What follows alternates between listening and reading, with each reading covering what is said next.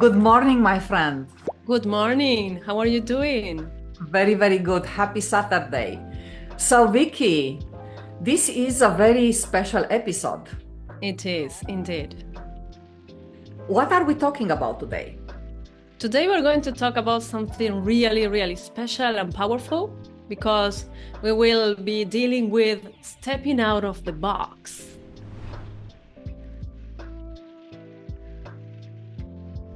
Are we stuck in the comfort of our own box sometimes? I would say that most of the time. if, although we can get out of that comfort zone if we create awareness that we are in a box. Yeah, I remember that many times in my life I was stuck in my own box, and we all have dreams to follow. We all have aspirations, and sometimes being confined by some limitations and just going through life, we don't realize what are those limitations really being our box, right? Exactly. We don't even take account. We are not conscious that we are maybe just repeating, maybe just following orders, maybe just doing things that we don't want to do, but we are sleeping, right? Yeah, because sometimes, we are just simply fulfilled that we have the dream job, the relationship which we feel is right, and we are just comfortable, right? But comfort is a very nice place to visit, but it's not the place which is going to give you progress. Or maybe we can even think that we have the dreamy job, the dreamy life, but if we start digging out, that we realize that maybe that was not our dreamy job. Yes, most of the time, depending on individual aspirations, I believe. Because what I said before, saying that comfort zone, it's a very nice place to visit. But staying in the comfort zone gives you that kind of laziness about, it's good, it feels comfortable, it's well known. I know exactly what to expect tomorrow. Exactly. The challenge is when actually you don't know what comes tomorrow, that we are sitting at the edge of an unknown and you are trying to figure out. This is where the comfort disappears and the uncomfortable situations appears. Exactly. So and the uncertainty. And the uncertainty. And the secret is that actually we all have our own box, right? Yes. And I came out with this definition of box, and I think that you saw it. Because for me, a box is B standing for the beliefs, given by society, education, and the lessons which we learned in the childhood. O stands for the obedience, for rules, and fear of disappointing others, right? And X is xenophobia, the fear of anything new or foreign. And my box was always having like a form of a little pyramid, right? But a pyramid with 3 walls, not 4. And the top of the pyramid is always defined by my aspirations. Okay. If my aspirations, they change, somehow the walls of the pyramid are changing. They are becoming higher, they are becoming lower. They aligned with that aspiration. But lately, especially in the last year, I decided to break through the walls of my box. Woohoo! I like it. And breaking through the walls, I had to deal with my own beliefs. The beliefs that, I'm not good enough, that I'll never be able to succeed as an entrepreneur. The beliefs that maybe I don't have what it takes to be an entrepreneur. After that, I was thinking about, coming from a corporate professional, very successful, and going to an entrepreneurship. I was thinking what people will think about me, how they're going to be judging me. Are they going to be, I would say, as excited as I am, or they're going to be judging me? So these kind of like rules, and especially when it comes to family and friends, this applies because in principle, the ones judging you first are the people close to you, right? Yeah. Now, I had the fear of something very new, like xenophobia. This entrepreneurship, with all the knowledge coming from corporation, it's a brand new field. It's something totally different. It's going to a different pace. You might apply some of the knowledge, but entrepreneurship, it's a roller coaster. The pace is very different. The type of people and connections which you need to have in entrepreneurship might be different than the ones which you had before. So if I'm thinking about my previous box, the pyramid, and my aspiration to become an entrepreneur, I really had to break through beliefs, the obedience to some of the rules, and the fear of disappointing some, and xenophobia, the fear of this unknown thing, which is entrepreneurship. And I think in this journey, I was smart enough to get the support I needed because I knew exactly where I need that support. Talking with successful and unsuccessful entrepreneurs, enrolling same as you in mastermind, and really getting the blueprint of what are the key steps or key milestones to build a successful business. Understanding that my passion and my purpose are above and beyond anyone's judgmental thinking, or anyone not really understanding why I'm doing what I'm doing. So having this aha moment and realizing that, in fact, my box is not driven just by my aspirations. My box has the foundation of who I am as a person, what values I have, the purpose, what drives me, and why I'm doing what I'm doing. And last but not least, I really had to go and find the inspiration in some other places.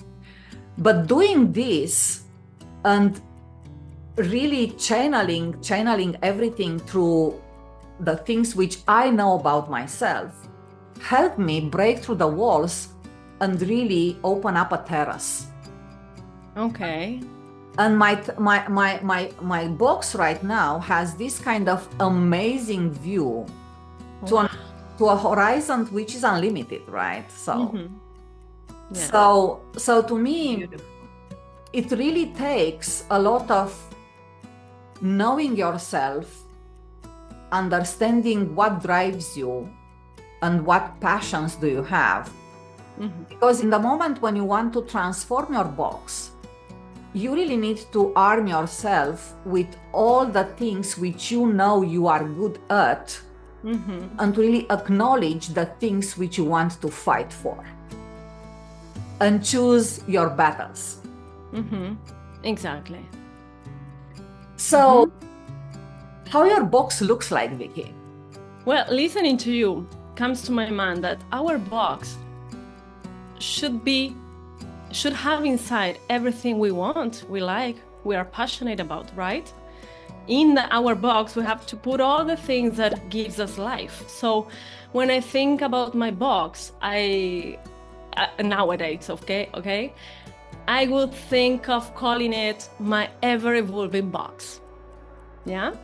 My box is like the universe itself, because it is vast, dynamic, and it's full with endless possibilities.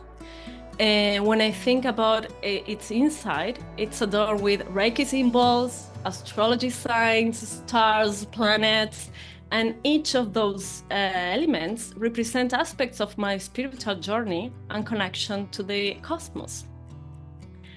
I can also picture the walls of my box, they are incredibly flexible. And an ethereal glow emanates from the walls, like symbolizing my inner energy and my light. And something curious is that when I touch the walls, they are like elastic and they mold to the shape of my hands, symbolizing my ability to adapt and transform.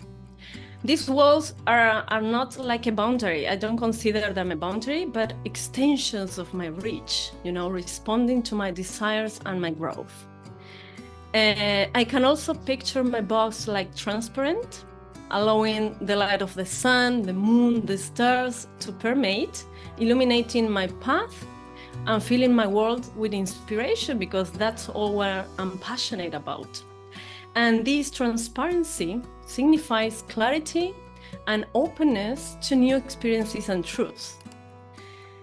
I also picture scattered throughout flowers, vibrant flowers blossom, and each represents moments of my growth, my healing, and my transformation through my work as a flower therapist. These flowers not only add beauty to my box, but they also symbolize the nurturing and the therapeutic essence that is central to my life and my passion, because I love flowers. I have flowers everywhere. Yeah. Even now, my rings and my collar, they are flowers, So thinking of this box, whenever I need to step out of it or invite something new in, it's like a simple snap of my fingers opens a window or a door, and I'm ready to embrace whatever comes next. They are like portals, that symbolize my readiness to explore and welcome new opportunities while staying grounded in my authenticity, though I'm still learning to be more authentic. Yeah. But nowadays, this is the way I picture my box. But of course, my box has not always been like that. Many years ago, I was not able to see this ethereal glow emanating from the walls, because due to the mist filling my box, I was not able to see completely. That mist prevented me from seeing my real potential. Kept me trapped, thinking I was not capable of shining bright. I had to start asking myself many questions. Why things are like that? Who said things were supposed to be like that? Why should I obey? By asking myself questions and opening my ears, my eyes, my heart to receive the answers, that mist started to clear out, and the glow started to shine brighter. And I could see not only my glow, but I also discovered that my walls were flexible and that my box was full of magic. But to get to that point, I started asking myself questions, as what you were saying, all this, if I do this, what people are going to say? If I don't do that, what they are going to tell me? So I started challenging those beliefs, saying, but why? Why should I do that? Why should I obey? Who said that was right or wrong? So I believe that start asking questions is essential to detect what's inside that box. So Vicky, you have a very vibrant current box. I love it. and I like the visualization of walls which you can touch, and the symbols representing the interior of your box. What was the hardest thing in transforming your box from what it was before to what is it now? The hardest thing was to make decisions and take action to go against the rules, that I was supposed to follow. Mm-hmm. That was key to transformation, to start saying, no, I won't follow this because everyone does it. So it was your hard work was more on the obedience side, but I assume also you touched very deep on the belief side. The beliefs, because I was like repeating stories, just going through. It's like no one would like me. I thought I had to do it. Yeah. So when I started asking, but why do I think I have to do this? And I started realizing that it was my belief. I have to. It's like I don't have any option. No one came to tell me you have to do this and that. Yeah. I assumed it due to the fact due to all the things I saw and I lived. My mind was assuming things, so I was believing things should be in a certain way. So I know that you are an expert in dealing with customers where there is a lot of work to be done around beliefs. Mm-hmm. I really want to hear from you the definition of a belief, because people call beliefs different, they have different definitions of it. Mm-hmm. And if you can give the definition, but also tell us from your experience, what are the most common beliefs which people fight every day? Mm-hmm. Great, I love it. Well, I think this is essential to start changing our mindset. A belief is a conviction or acceptance that certain things are true or real. These are mental constructs formed based on our experiences, our influences, our perception.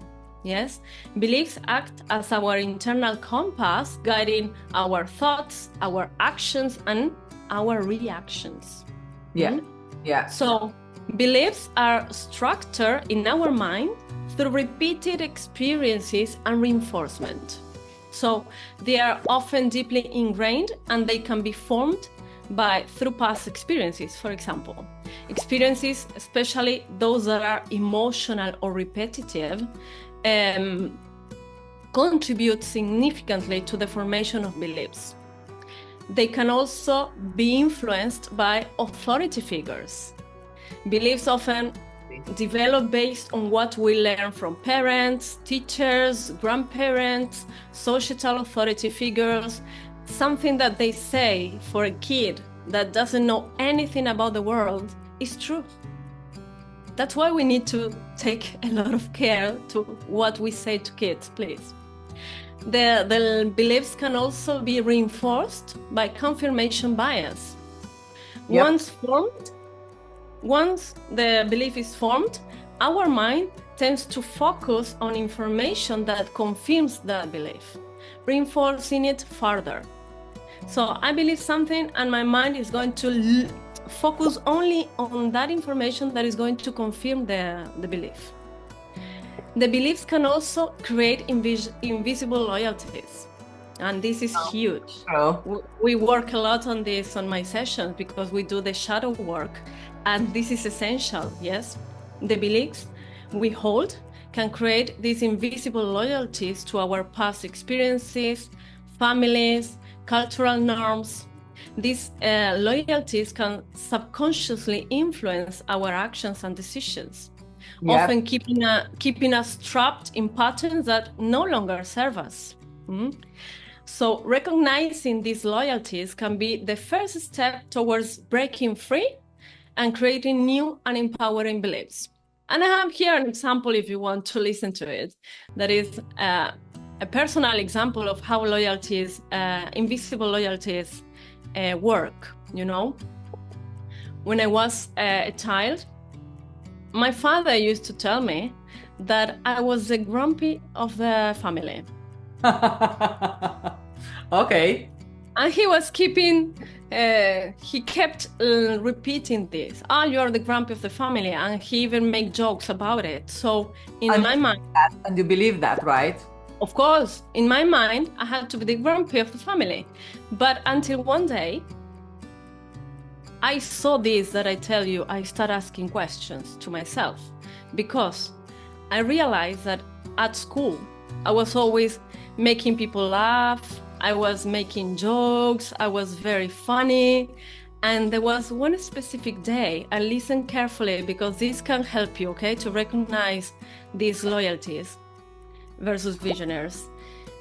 One day, I was stepping out of the bus, going back from school to home.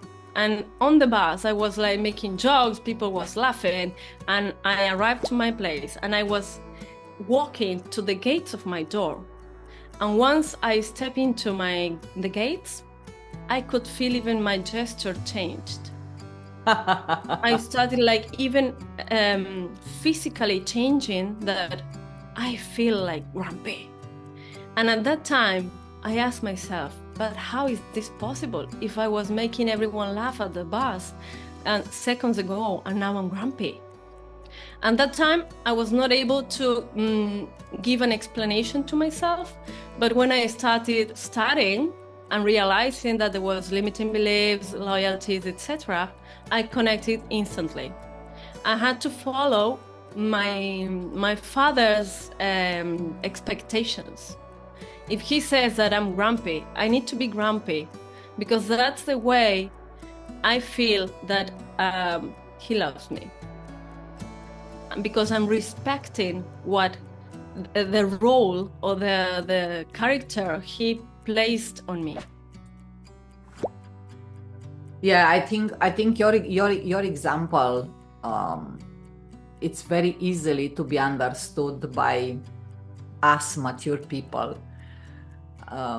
Looking back and seeing exactly what were those planted beliefs in our childhood, beliefs which we carried on, and later on either we were comfortable with, but some of them we had to fight against.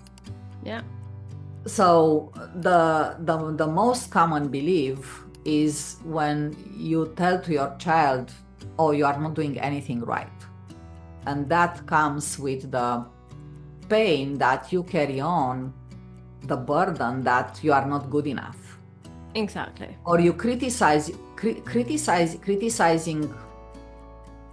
your child, and I can relate to my childhood, being criticized or asked to be the best in school all the time. Sacrificing my free time instead of playing with kids, just doing homework. Yes, it paid off, but in the same time, I become an introvert. And every time when I was getting a lower grade at school, I was being criticized. So these kind of things I carried with myself my whole life. It paid off in the sense that I become very competitive as an individual. But in the same time, it also marked my question, which I ask myself always: am I good enough? And that question comes with a negative connotation depending of how you talk to yourself. Right? Yeah, it hurts you. So because maybe it's never enough. What is enough? You know? What is enough? So refer to our childhood. We all have stories and learnings. Some of the beliefs and some of the stories, they help propel us even nowadays. But some of the beliefs, we need to work it out and adapt it and adjust it to the nowadays situations. Exactly. And also to be extremely aware about who you are, what you can do, what drives you now versus what drove you maybe 10 years back or 20 years back, and be able to break through those beliefs and transform your box. Maybe they are, when we are kids, they are like the life vest, you know? But when we grow up, that life vest maybe is too small. So we need to take it out. Yep. We need to change it, replace it. So you asked me about the common beliefs, and you mentioned the first one. Yes, I'm not good enough is like, I don't know, raise your hand if you have felt it at some point in your life, because I think we all have felt this, you know? And this belief brings the idea that the feeling that one's ability or worth is inadequate. It creates self-doubt and hinders personal growth. Yeah. Because maybe, like in your case, this belief of I'm not good enough, you took so much effort to do it, you know, to prove that you are enough. But maybe someone else is going to be in the other polarity and is not going to do anything because they know they are not good enough. True. You know? So I would say that is the most common one. Another common belief is that I must conform to what others expect of me. Raise your hand. It results in living a life based on others' expectations rather than our own desires. And that was me, like 11, 12 years ago. I was just repeating what I thought I was supposed to do that others were expecting. Yeah. And this is also very common. I can relate to that also. Another one is, and I love this one, change is risky and dangerous, or I'll never be able to change. You know, this is like a fixed mindset that personal growth or change is impossible. And this belief promotes fear of the unknown and keeps people stuck in their comfort zones. I commonly see this belief in older people. I don't know, like, for example, my grandma. Every time I say something to her, she says, oh dear, at my age, I'm too old to change, you know? And no, there is always time to do things. Yeah, it's never too late. Another one is success is for others, not for me. This one is also very painful because it's like a conviction that one is unworthy of achieving their goals. It limits one's willingness to pursue ambitious goals due to a sense of unworthiness. And this can also create envy and leave us trapped thinking that we can't have or do what others have or do. It's like the neighbor's garden is always greener, you know? Yeah.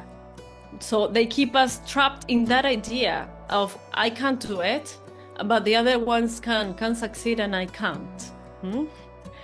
Another one is what I have to say doesn't matter. Raise your hand. This is the belief that one's voice or opinions are irrelevant. And that is me. And for many years, I've been like fighting against this belief. I have changed it, but sometimes it appears again. And we'll mention this later. Another one is failure is the end. This is like viewing failure as a permanent state rather than a learning opportunity. So if you have this belief, go back to our episode, Success versus Failure, and watch it. And the last one I can mention is I need to make sacrifices to get things. And this is also very common. This is a notion that achieving success requires giving up important aspects of your life or your well-being. If I want this, so I have to sacrifice this. Who says that? An old belief. An old belief. Exactly.